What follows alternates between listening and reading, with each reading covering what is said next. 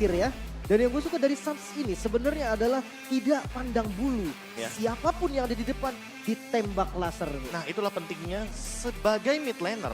Kalau bisa utility kita, ultimate kita atau bahkan skill damage kita itu nggak boleh ke yang namanya objektif. Kalau bisa ke hero aja. Benar. Karena sayang, magic damage yang paling tinggi itu dari mid laner rata-rata. Ketika kita berbicara mid lane, pokoknya ke arah roamer, ke arah XP lane, ya kenapa tidak? Karena ya ketika XP lanernya di delete kayak tadi Aran nggak tumbang. Tapi dia mau nggak mau harus recall. Minimal flicker keluar. Dan Benar. ketika flicker keluar berarti Boots nggak ada yang bisa handle di sana. Bukan hanya dari XP lane bahkan Be.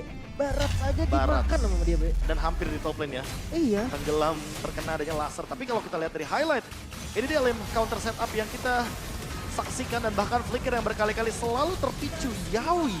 Kalau dari yang aku catat Lim, ini perbandingannya Yawi 4 kali flicker dalam game yang pertama dan Keyboy itu cuma 2 kali flicker di game yang pertama tadi, menandakan kalau memang ancaman yang diberikan dari Minotaur dan juga Pakitonya ini sangat-sangat mengancam lini depan bahkan lini belakang sekalipun itu ada di YSKL.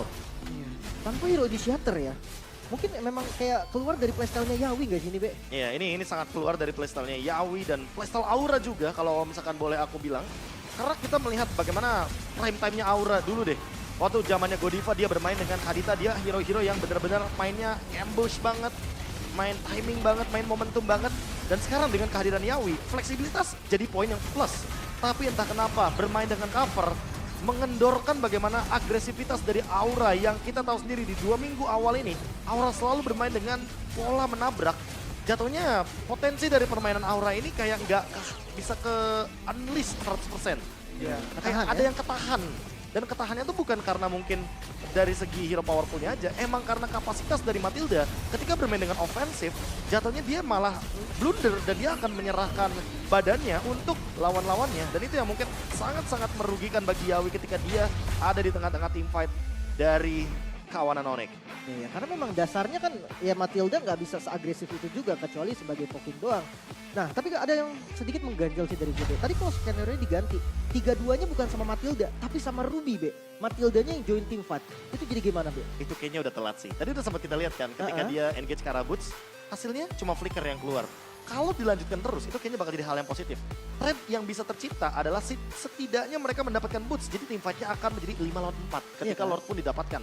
Namun sayangnya teman-teman dari Aura telat sadarnya kayaknya Lin. Iya sih. Kita udah melihat mungkin di beberapa situasi, salah satunya adalah Dewa yang pernah membawakannya XP laner bawa item roam. Iya kan? Bedanya Ganti sekarang, tugas ya? kayaknya Aran belum kayak menyentuh ke sana.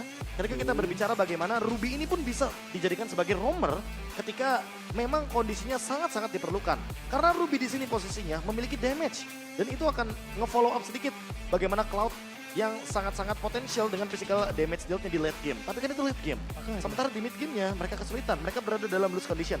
Makanya tadi mau nggak mau kalau kita lihat dari draft index, itu draft index-nya yang paling menarik adalah damage ability-nya itu sangat-sangat mengandalkan mid laner karena ya baik dari Cloud atau bahkan Kari ini mengandalkan item dan late game. Benar. Dan jatuhnya juga sebagai follow up doang kan.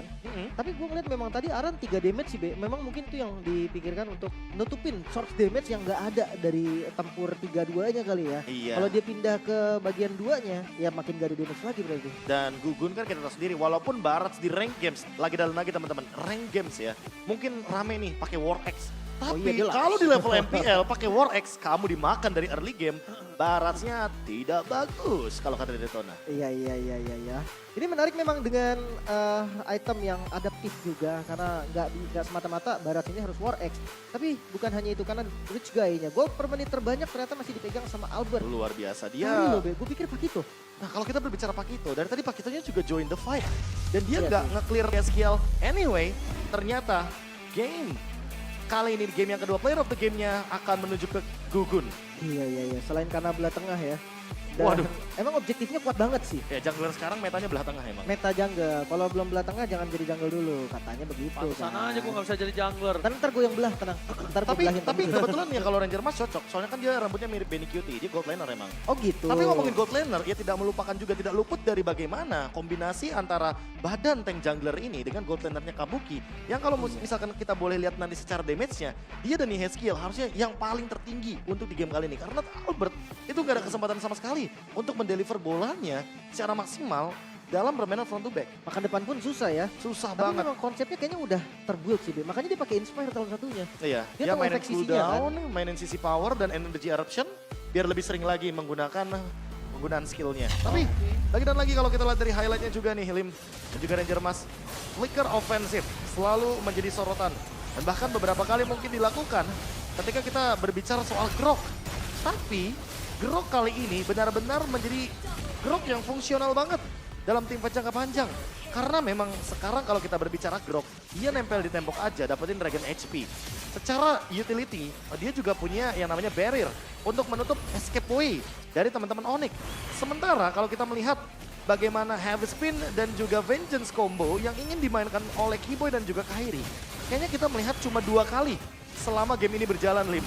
Di early game dan juga di mid game. Di late game, kita tidak bisa melihat bagaimana Final Slash dan juga satu combo dari Akai Heavy Spin yang sangat-sangat bisa berjalan dengan maksimal. Karena apa? Karena Aran memisahkan team fight dari lini depan dan lini belakangnya. Sehingga Albert tidak memiliki cover yang sepadan dengan apa yang dilakukan atau apa yang ditukar oleh teman-teman Onyx.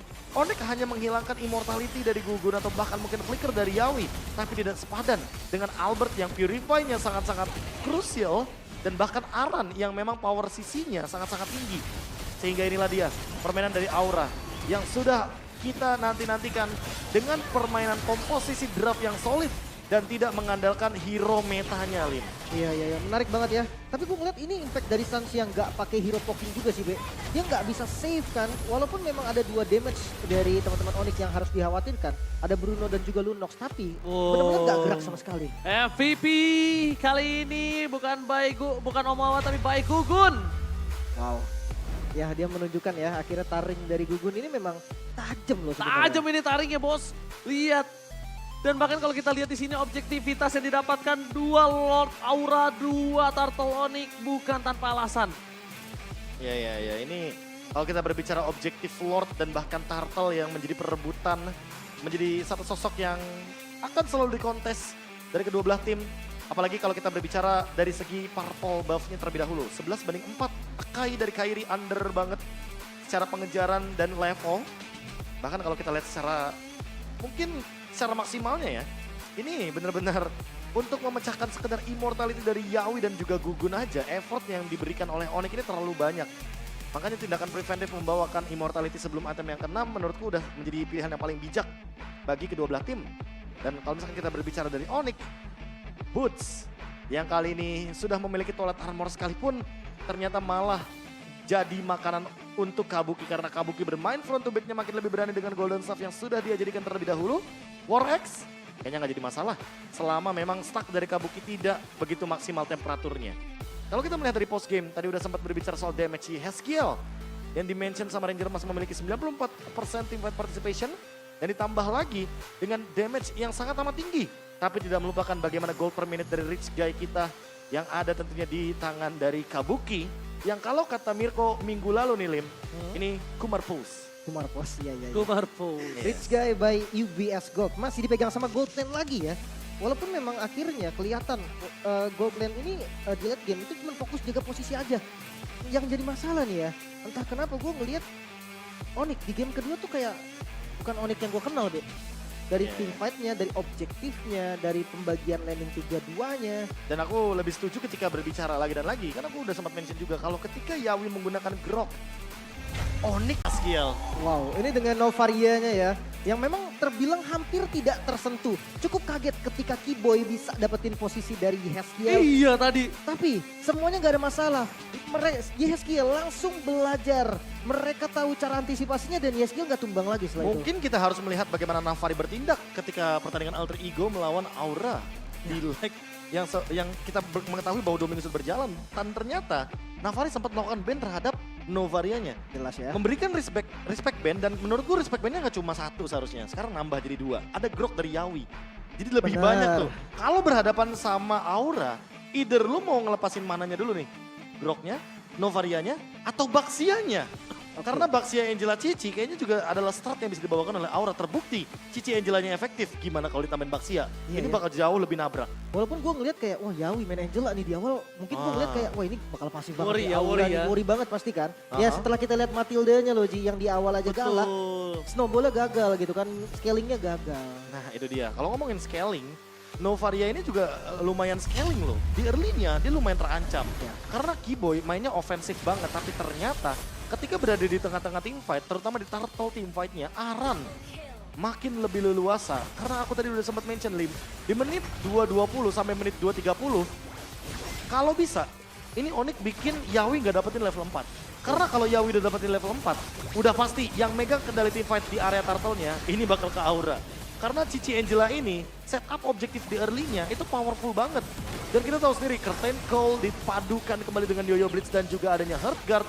Semuanya bisa ditunggangi oleh Aran, termasuk Boots. Yang ternyata menungganginya, ini menunggangi dua orang sekaligus. Ada Angela dan Cici di dalamnya. Iya, di atas Cici ada Angela, di atas Angelanya masih ada glue Masih juga. ada glue juga. Tapi Ini nggak Aran tumbang. bener-bener kuat juga ya punggungnya ya. Makanya, gak Nih, tumbang sama sekali Gak juga. tumbang sama sekali. Nah mungkin yang cukup harus diacungi jempol Iboy kayaknya ya. Wah. 2 kali dapetin Lord dia. Ini entah kenapa ya kalau kita berbicara Battle of Retribution lagi dan lagi mata kita tersorot ke gugun semuanya Lim. Dan bahkan dengan adanya perfect dari Turtle membuat objektivitas mereka dan gold leading mereka jauh lebih dominan. Makanya aku merasa Aura menjadi salah satu sosok tim yang tidak bisa dipandang sebelah mata lagi.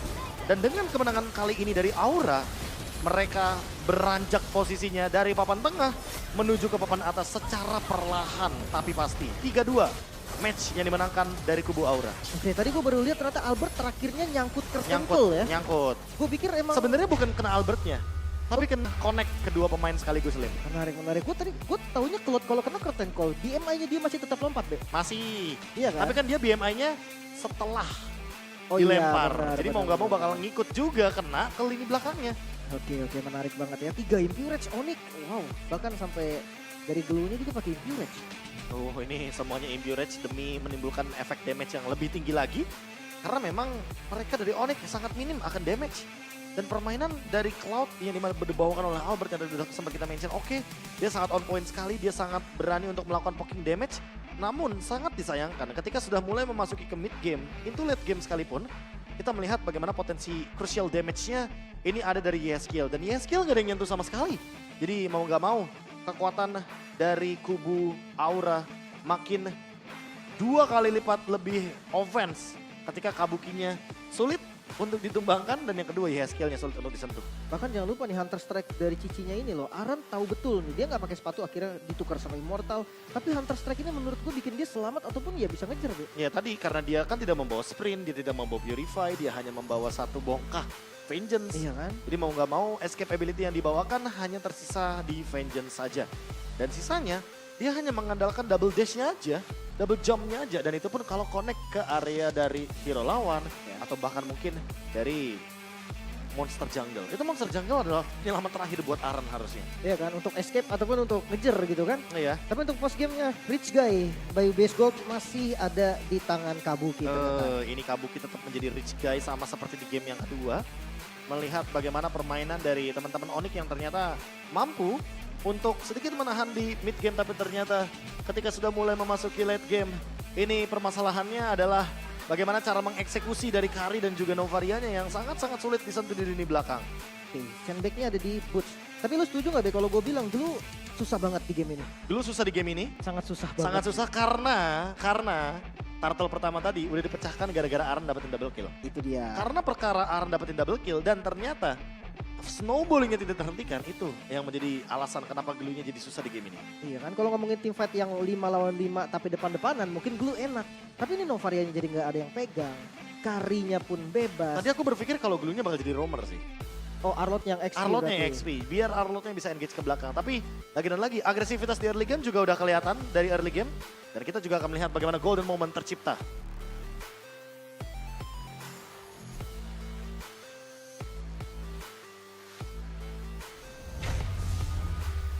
Textbook flicker sama kayak gue guys. Oke. Guys, gua ulti depan-depannya. First terus ya mid yuk. Ayo gas gol. Guys, gua bisa ulti flicker ya. Gas. Tower guys, target tower guys. Ya, tower. Tapi masih bisa guys. Pecahin Gun, pecahin Gun. Guys, ya target guys. Oke. Gas guys, ulti hard, gua TP. Nice boy. Bisa cover? Apa? Temen. No, guys, break. Gas. Gua down. Nice boy, masih ada Lord. Nice, pelan-pelan. Gas mid. Nice Let's go. boy.